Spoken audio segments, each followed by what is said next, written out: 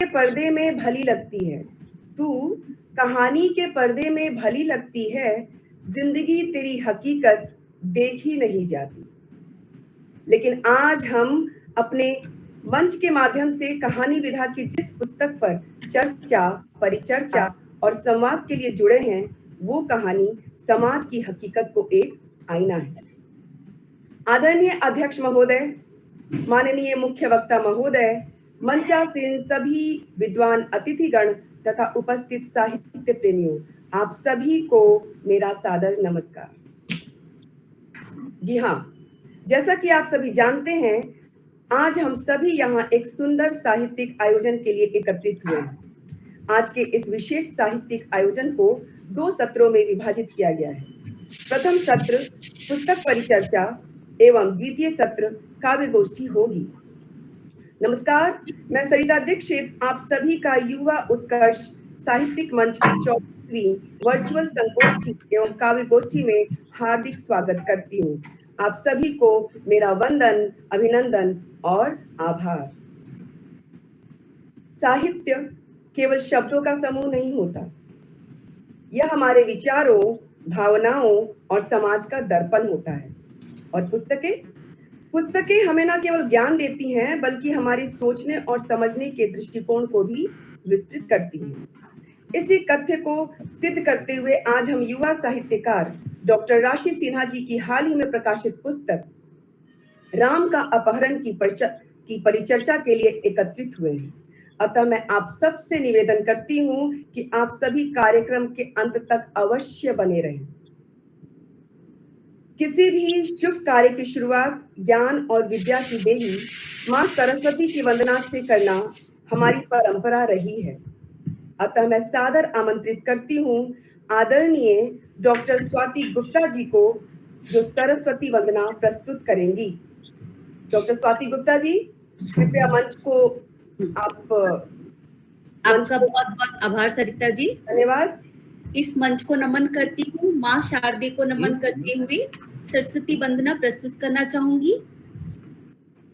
हे शारदे माँ, हे शारदे माँ, अज्ञानता से हमें तार दे माँ। हे शारदे माँ, हे शारदे माँ, अज्ञानता से हमें तार दे माँ।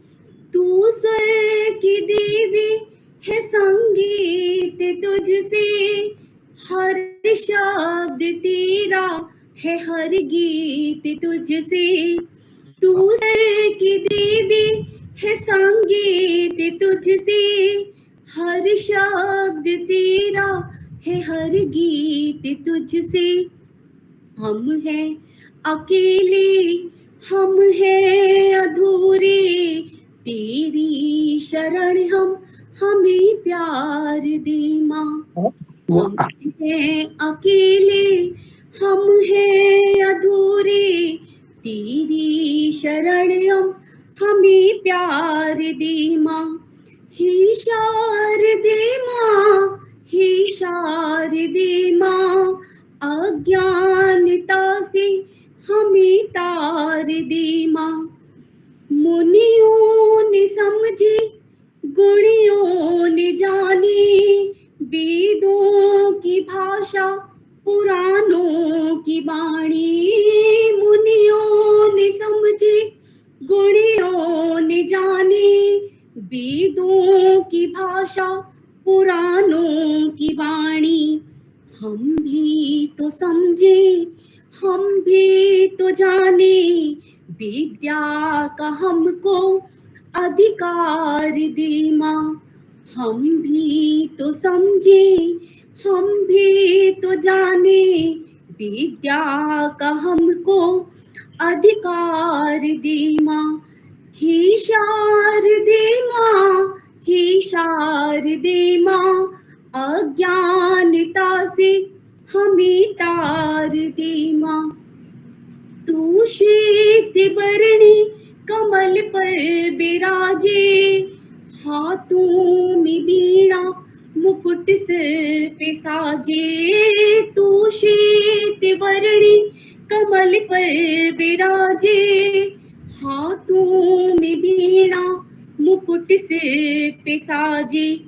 मनसी हमारे मिटा के अंधेरे, उजालों का हमको संसार दे माँ।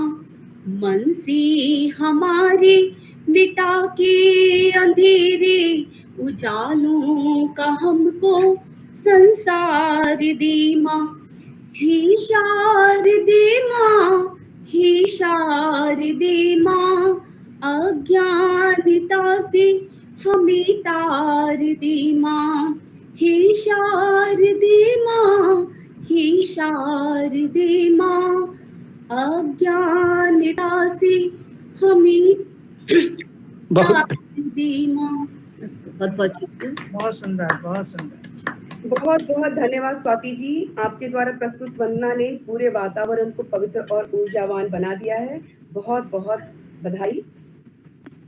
जैसा कि हम सभी जानते हैं, युवा उत्कर्ष साहित्यिक मंच एक प्रेरणादायक और सृजनशील संस्था है जो लेखन और साहित्यिक अभिव्यक्ति को प्रोत्साहित करती है। यह मंच नए और उभरते लेखकों को अपनी प्रतिभा दिखाने का अवसर प्रदान करता है। यहाँ कविता, कहानी, लेख आदि विभिन्न विधाओं में रचनात्मकता को बढ़ावा दिया जाता है। मंच समय समय पर काव्य गोष्ठियों और साहित्यिक कार्यक्रमों का आयोजन करता है, जिससे साहित्य के प्रति रुचि और भी बढ़ती है। यह संस्था साहित्य प्रेमियों को एकजुट कर उनके विचारों और भावनाओं को साझा करने का सशक्त माध्यम है। अतः मैं आमंत्रित करती हूँ हमारी प्रदेश अध्यक्षा आदरणीय डॉक्टर रमा द्विवेदी जी को, जो अतिथियों का स्वागत एवं संस्था का परिचय प्रस्तुत करेंगी। स्वागत है आदरणीय। मेरी आवाज आ रही है? जी सभी को नमस्कार।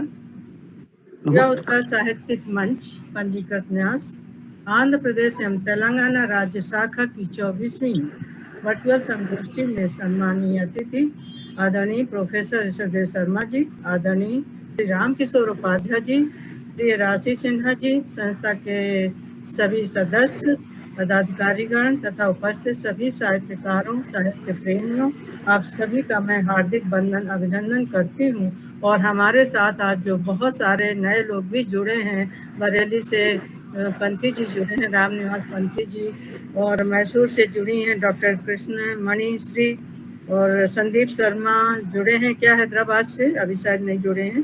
पंकज प्रेमी जी जुड़े हैं बोकारो से, नीरू कुमारी जुड़ी हैं बोकारो से, और भी लोग जुड़ेंगे आगे। उन सबको भी हम उनका हार्दिक वंदन अभिनंदन करते हैं। इकाई स्थापना की यात्रा का 6वां वर्ष चल रहा है। संस्था समय समय निरंतर गतिशील है। 1 फरवरी 2026 को हमने एक दिवसीय साहित्य उत्सव केंद्रीय हिंदी संस्थान हैदराबाद के तत्वावधान में आयोजित किया था। इस कार्यक्रम की अध्यक्षता आदरणीय रामकिशोर उपाध्याय जी की पूर्व निर्धारित थी, लेकिन किन्हीं अपरिहार्य कारणों के कारण वे नहीं पहुंच पाए, और इसलिए कार्यक्रम की अध्यक्षता डॉक्टर पत्ताराम नायक जी, जो केंद्रीय हिंदी संस्थान के डायरेक्टर हैं, क्षेत्रीय डायरेक्टर हैं। अब तो वो यहाँ से चले गए हैं जयपुर यूनिवर्सिटी में। मुख्य अतिथि आदरणीय प्रोफेसर ऋषभदेव शर्मा जी थे। विशिष्ट अतिथि डॉक्टर राजीव सिंह जी एवं ओम प्रकाश शुक्ल जी रहे। सम्मानीय अतिथि श्री प्रदीप दत्त जी एवं विवेक चौहान बादल जी रहे। गंगा में तैरते मिट्टी के दिए पुस्तक का लोकार्पण हुआ और डॉक्टर राजीव सिंह जी एवं आदरणीय प्रोफेसर ऋषभदेव शर्मा जी ने पुस्तक पर अपने अमूल्य विचार व्यक्त किए। दूसरे सत्र में काव्य गोष्ठी आयोजित की गई। सभी पदाधिकारियों एवं साहित्यकारों का सहयोग बहुत सराहनीय रहा और भव्य समारोह सफलतापूर्वक संपन्न हुआ। हम हर 2 माह के अंतराल में कार्यक्रम करते हैं। अधिकतर तो हम ऑनलाइन करते हैं, पर वर्ष में एक बार हम वार्षिक समारोह ऑफलाइन करते हैं। ये हमारा सौभाग्य है कि आज हमारे साथ युवा साहित्यकार एवं विदुषी लेखिका डॉक्टर राशि सिन्हा जी बोकारो से न केवल जुड़ी हैं, बल्कि उनकी सदा प्रकाशित कहानी संग्रह राम का अपहरण पर चर्चा आज रखी गई है।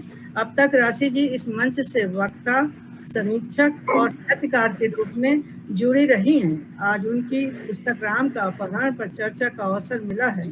आप हिंदी, इंग्लिश, मगही में लिखती हैं और अब तक अनेकों पुस्तकें लिख चुकी हैं। आज उनकी पुस्तक पर अपने अमूल्य विचार प्रोफेसर ऋषभदेव शर्मा जी रखेंगे।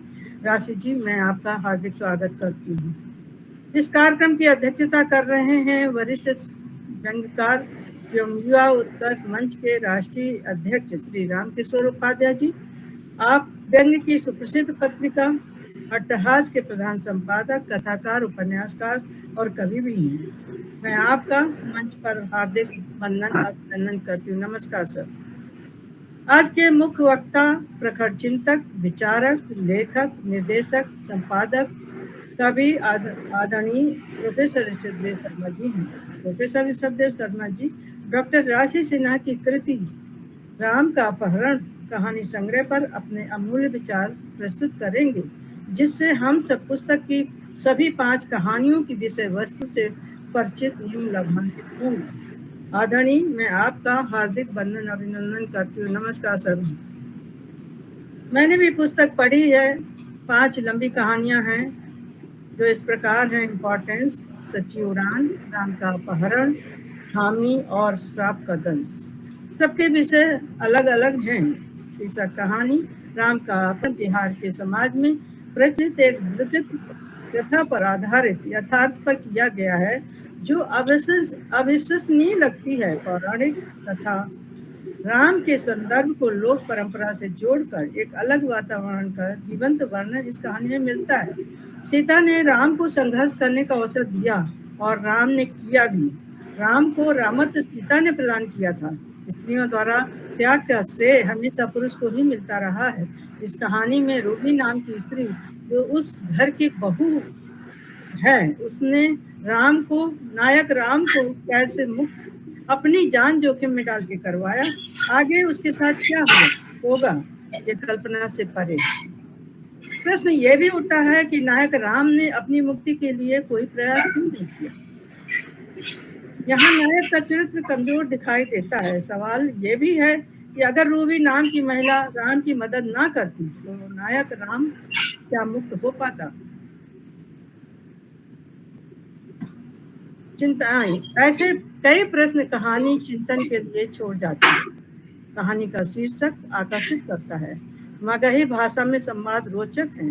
अंत सुखांत है और संदेशपूर्ण है। इम्पोर्टेंस और सच्ची उड़ान मानवीय प्रवृत्ति की यथार्थवादी कहानी है। हमारे आदरणीय मुख्य वक्ता प्रोफेसर ऋषभदेव शर्मा जी अपने अमूल्य विचारों को प्रस्तुत करेंगे और हम सब इस पुस्तक के बारे में जान सकेंगे और समझ सकेंगे। लेखिका डॉक्टर राशि सिन्हा जी को पुस्तक पर चर्चा के लिए अनंत शुभकामनाएं एवं हार्दिक बधाई। वैसे संस्था का परिचय आप सब जानते ही हैं, किंतु कुछ लोग हमारे साथ नए जुड़े, उनके लिए मैं संक्षिप्त परिचय प्रस्तुत कर रही हूँ। संस्था हिंदी साहित्य के प्रचार प्रसार के लिए साथ सभी भारतीय भाषाओं का संवर्धन करने हेतु समर्पित है।